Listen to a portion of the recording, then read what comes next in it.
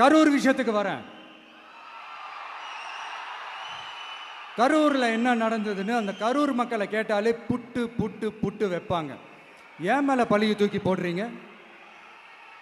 என்னமோ நாங்கள் அரசியலே பண்ண மாட்டோம், இந்த விஷயத்துலலாம் நாங்கள் அரசியலே பண்ண மாட்டோம்னு வீடியோ போட்டுவிட்டு போய் சட்டசபையில் உட்காந்துக்கிட்டு ஏன் மேலே பழியை தூக்கி போடுறீங்க?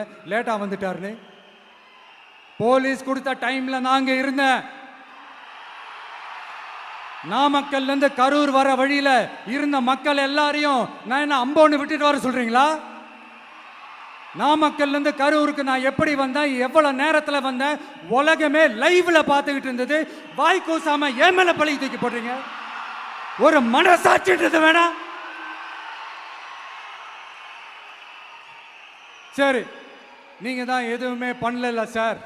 அப்புறம் ஏன் சார் 20 வருஷமா கரூரில் மட்டுமே, கரூர் பகுதியில் மட்டுமே போட்டி போட்ட உங்களுடைய ஒரு அடிமைய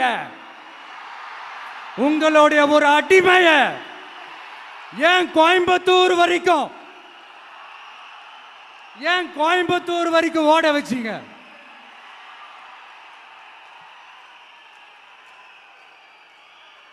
அதனால மக்களே,